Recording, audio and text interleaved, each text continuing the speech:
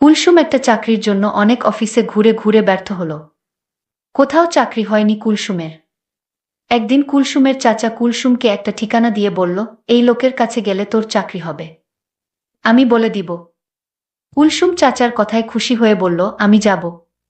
তারপর সেই বস কুলসুমের ইন্টারভিউ রাতে ফাইনাল করল। কুলসুম কোনো উপায় না পেয়ে রাতেই ইন্টারভিউ দিতে গেল।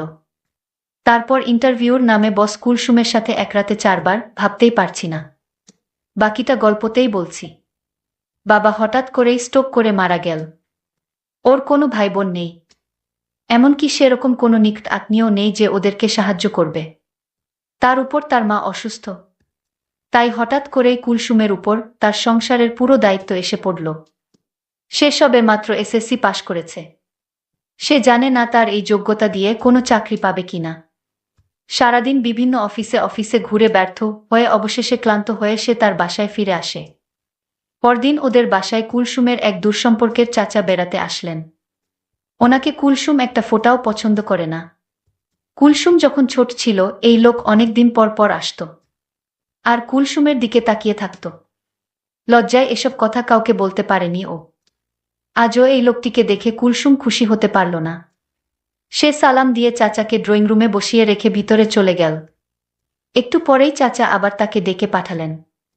সে এসে সোফায় বসল। অনেক দিন পর কুলসুমকে কাছ থেকে দেখতে পেল ওর চাচা সিরাজ উদ্দিন।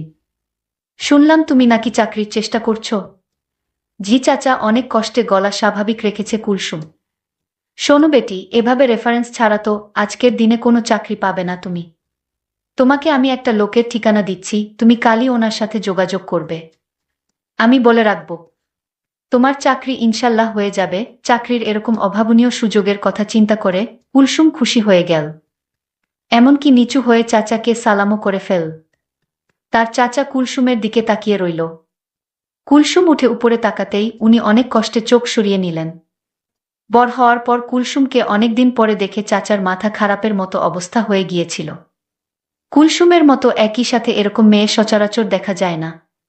পরদিন সকালে কুলসুম ঠিকানা অনুযায়ী উত্তরার একটা অফিসে গিয়ে দিদার নামে ওখানের ম্যানেজারের সাথে দেখা করল। কুলসুমকে এক নজর দেখেই দিদার চমকে উঠল। এদেশে এখনো এরকম মেয়ে আছে? সে নিজেও অনেক সুন্দর।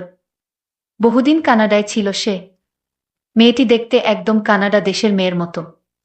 কুলসুমকে দেখে ওর তাদের কথা মনে হয়ে গেল। নিজের দেশেই যে এমন সুন্দরী মেয়ে আছে তা তার ধারণা ছিল না। মনে মনে সিরাজ সাহেবের চয়েজের প্রশংসা করল সে। মুখে বলল, সিরাজ উদ্দিন তোমাকে পাঠিয়েছেন তো মনে করো চাকরিতে এক পা দিয়েই রেখেছ, তবে তোমার নিজেকে প্রমাণ করতে হবে, বুঝেছ? জি স্যার, কুলসুম নতমুখে বলল। ভালো, তোমার মতোই মেয়ে আমাদের অফিসে দরকার। তোমার মতো মেয়ে অনেক দিন যাবৎ খুঁজেছি, পাইনি। আজ পেয়েছি। আমি আশা করি তুমি অফিসের কাজ খুব সুন্দরভাবে করতে পারবে। তাহলে আজ সন্ধ্যায় আমাদের হেড অফিসে চলে এস, ওখানেই তোমার ইন্টারভিউ হবে। সন্ধ্যায় ইন্টারভিউ? কুলসুম অবাক হয়ে যায়। আমাদের কোম্পানি সময়ের মূল্যতে বিশ্বাস করে, তাই অফিস টাইমে ইন্টারভিউ নিয়ে সময় নষ্ট করা হয় না। কোনো আপত্তি আছে তোমার? না স্যার, ওকে দেন, এই নাও ঠিকানা, ঠিক 7টার মধ্যে চলে এসো। কুলসুম ঠিকানা লেখা কাগজটা হাতে নিয়ে বের হয়ে আসে। সে দিদার সাহেবের ব্যবহারে খুশি হয়েছে। অন্য যতগুলো অফিসে সে গিয়াছে প্রতিটাতেই অফিসের বসকে অভদ্র বলে মনে হয়েছে, কিন্তু দিদার সাহেবকে তার ভদ্র বলে মনে হয়েছে। লোকটিকে ওর খুব ভদ্র বলে মনে হলো, কিন্তু সে আসলে ভদ্র নয়, সে আরও জঘন্য। সন্ধ্যায় খুঁজে খুঁজে উত্তরার অভিজাত এলাকায় এক বিশাল বাড়ির সামনে এসে দাঁড়ালো কুলসুম। দারোজান গেট খুলে ওকে সোজা 4তলায় চলে যেতে বলল। 4তলায় এক বিশাল ড্রয়িং রুমে ঢুকে কুলসুম দিদার সাহেবকে দেখে চিনতে পারল। ওনার সাথে অন্য একজন অপরিচিত লোক ছিল। সে দুজনকেই সালাম দিল, কিন্তু দুজনের কেউই জবাব না দিয়ে বলল, এত সম্মান করতে হবে না আমাদের। দিদার সাহেব যেন হঠাৎ সম্বিত ফিরে পেয়ে তাকে বসতে বলল। উনি হচ্ছেন আমার পার্টনার জসিম। দিদার কুলসুমকে অন্য লোকটার সাথে পরিচয় করিয়ে দিল। কুলসুম সোফায় গিয়ে বসতেই জসিম উঠে এসে ওর পাশে একেবারে পাশে বসল। দিদার, আপনি ঠিকই বলেছেন। কুলসুম আসলেই একজন দক্ষ মেয়ে, জসিম দিদার দিকে ফিরে বলল। কুলসুম কিছুই বুঝতে না পেরে ফ্যালফ্যাল করে তাকিয়ে রইল। জসিম আবার কুলসুমের দিকে ফিরে তাকালো। জসিম তার বাজে আচরণ করার চেষ্টা করল। এসব দেখে কুলসুম চট করে উঠে দাঁড়ালো। কি করছেন আপনারা এসব? এই বুঝি আপনাদের ইন্টারভিউ? দিদার হা হা করে হেসে উঠল। জসিমও হাসতে হাসতে বলল, আমাদের ইন্টারভিউ যদি তুমি পাশ করতে পারো তাহলে চাকরিটা তোমার কনফার্ম হয়ে যাবে। দিদার হাসি থামিয়ে কুলসুমের দিকে ফিরল। দেখো কুলসুম, এই যুগটাই হচ্ছে স্বার্থপরতার যুগ। তোমার চাকুরি দরকার, আর সে অনুযায়ী শিক্ষাগত যোগ্যতা বা অভিজ্ঞতা কোনটাই তোমার নেই। কিন্তু তোমার কাছে একটা কিছু চাওয়ার আছে। যদি তুমি আমাদের চাওয়া পূরণ করতে পারো তাহলে তোমার চাকরি নিশ্চিত হয়ে যাবে। এরপর থেকে তোমাকে আর কোনোদিন আমরা তোমার কাছে কিছু চাইব না। আমাদের এমন একটি ব্রাঞ্চে তোমার পোস্টিং হবে যেখানে আমাদের সাথে তোমার দেখাই হবে না। ভেবে দেখ, মাসে 20,000 টাকা বেতন। আমি ভেবেছিলাম কুলসুম মনে মনে খুশি হয়ে উঠবে। হাসালে দেখছি। কুলসুম বলল, দেখুন আমি কিছু দিতে পারবো না। যদি আমার যোগ্যতা অনুযায়ী আপনারা আমাকে চাকরিটা দেন তাহলে আমার খুব উপকার হবে। অফিসের বস বলল, এটা কি মামার বাড়ির আবদার যে চাইলেই চাকরি হয়ে যাবে? তুমি যদি আমাদের কথায় রাজি থাকো তাহলে চাকরি তোমার হয়ে যাবে। এমন কথা শুনে কুলসুম খুব কষ্ট পেল। তার ইচ্ছে হচ্ছিল লোকটার গালে ঠাস করে একটা চট বসিয়ে দেয়া, কিন্তু সে সময় তার অসুস্থ মায়ের মুখখানি ওর চোখের সামনে ভেসে উঠল। আর তাই অসহায় হয়ে চাকরিটার জন্য তাদের কথায় রাজি হলো। এই তো ভালো মেয়ে, রাতে তোমার ইন্টারভিউ শেষ হওয়ার সাথেই সাথেই তোমার অ্যাপয়েন্টমেন্ট লেটার পেয়ে যাবে। এখন যেতে পারো। সন্ধ্যায় বাসা থেকে বের হওয়ার সময় ও মাকে বলে গেল যে তার নতুন চাকুরির ট্রেনিংয়ের জন্য আজ সারারাত অফিসে থাকতে হবে। ওর চাকুরি পাওয়ার খবরে মা এতই আনন্দিত ছিল যে ওনার মনে কোনো খারাপ চিন্তা এল না। কুলসুম আজ ইচ্ছেমত সেজেছে। ও এমনিতেই সুন্দরী, তার উপর আজ এভাবে সাজাতে ওকে আরো সুন্দর দেখাচ্ছে। দিদার বাসার দরজাটা গেট খুলে দিতে দিতে কুলসুমের তার অফিসের 4 তলায় গেলা। তার দিকে তাকিয়ে রইল। সে কুলসুমকে সোজা 3 তলায় চলে যেতে বলল। কুলসুমের মনের ভিতর কি চলছিল তা কেউ জানে না।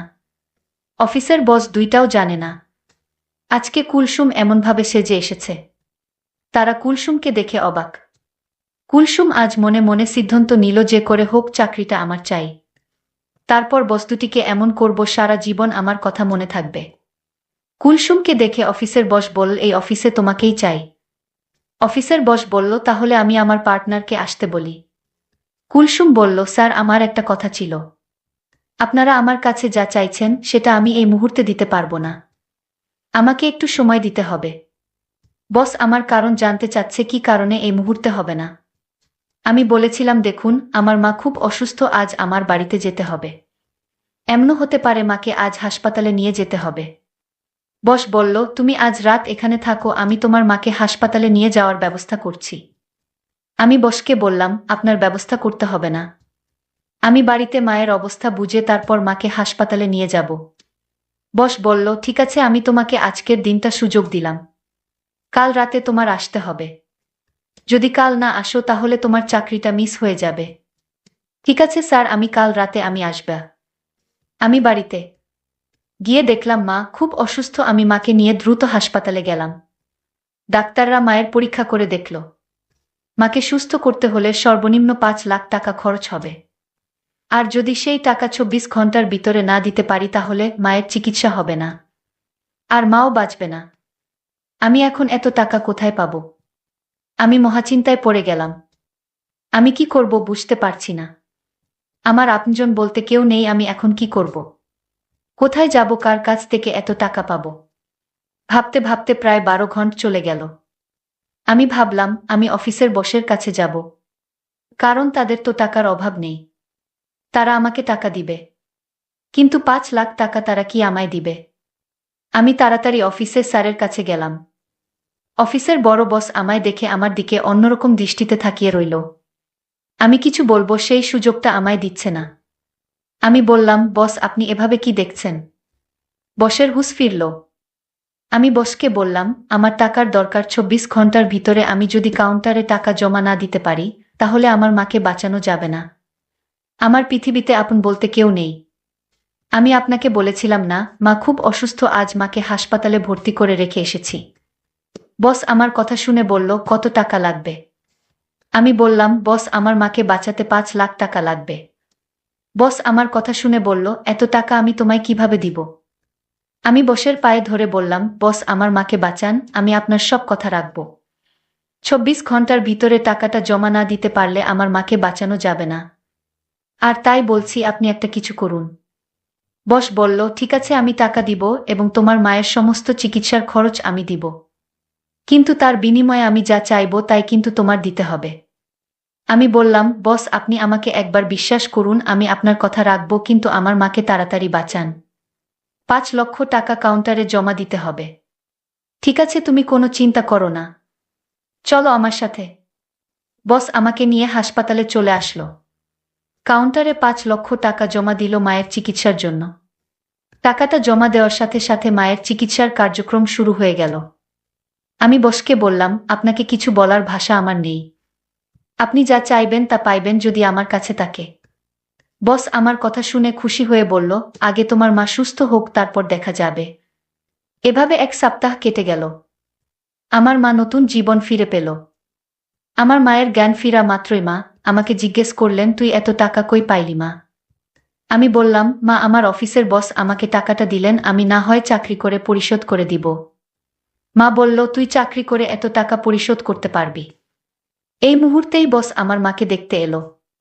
মায়ের জন্য অনেক খাবার নিয়ে আসলো আর বলল, আন্টি আপনি কোনো চিন্তা করবেন না, আমি আপনাদের পাশে আছি।